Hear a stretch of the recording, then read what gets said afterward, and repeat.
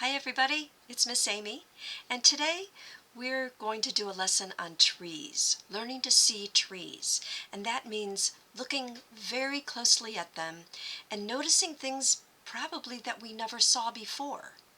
And this little sketchbook will help you break it down into the different parts.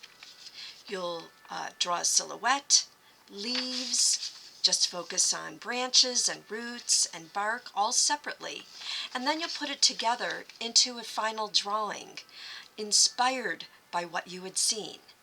So let's get started. The first thing you want to do is decide whether you want your drawing to be portrait or landscape. I'm choosing portrait today. I have my little sketchbook of visual notes that I took outside first. And now I'm going to use bits and pieces of what I drew to draw my own tree over here. So this is my inspiration and how I put it together. It doesn't have to look exactly like a tree that I saw outside, but I do enjoy the silhouette that I have over here. So I'm going to put that into my drawing. And I like to draw lightly at first, just because if I want to make a change, I can. And I remembered the silhouette of this tree was kind of puffy, going in and out and in and out. And when I observe something with my eyes and try to draw it, that's kind of how I talk to myself. Oh, it was puffy, and it was going in and out and in and out.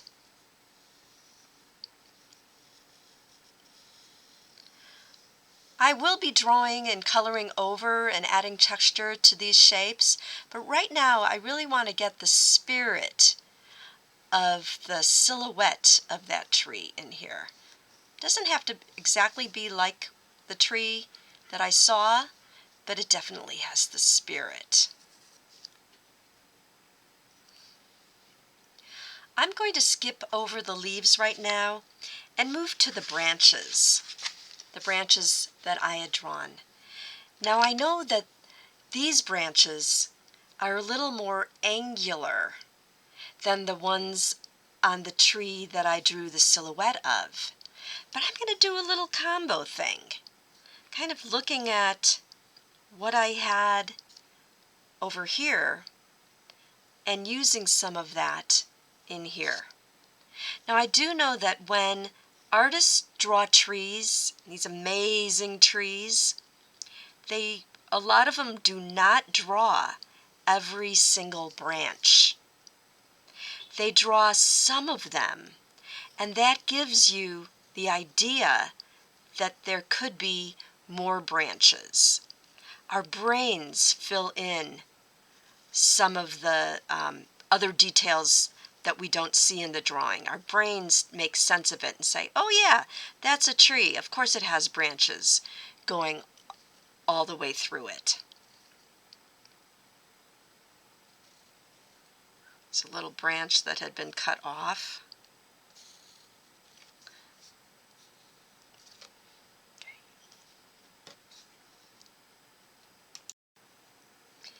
Now for some texture for the bark. I really do love the way this texture looks, almost like patches on a horse or a cow or a dog. And I think I'll bring my colored pencils into this now to just draw some of these patches. And what's real important right now is for me not to just concentrate here, but to keep looking back at my notes so I can keep the spirit of how that bark really was. Take my time.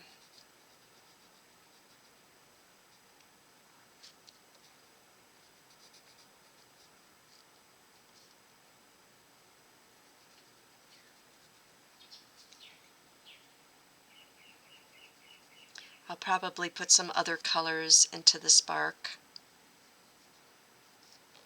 Okay, I've gotten a lot of the bark done, and I want to tell you that I started with the darker color first, making those patches. You could make other details with a dark color first, maybe a lot of texture, maybe your bark goes like this. So I used the dark color first. Then I can use a lighter color to go on top, and that's what I did here. And it goes a little bit faster because I don't have to color inside each of these spaces of the darker color. The lighter color will just go on top and the darker color will still show. All right, I'm jumping to leaves. So I remember the leaves on this particular tree with that silhouette. It was a eucalyptus tree, and it had these long flowing leaves. And you know, I just picked up a green colored pencil because my mind was saying leaves are green. But as I remember it, those green leaves were almost brown, almost a grayish brown. But I am going to use the green because I guess that's what I wanted to do. So they grew in clumps. So I'm practicing here on my sketchbook to see what technique I might want to use and how it feels. But I'm remembering and feeling how those leaves hung together. And again, this is the kind of thing where you don't draw every single leaf, but you give the feeling of it. I could even color over a whole section of the silhouette in green. And then with the tip of my pencil, I can go a little darker and give that feeling of the leaves without drawing every single one.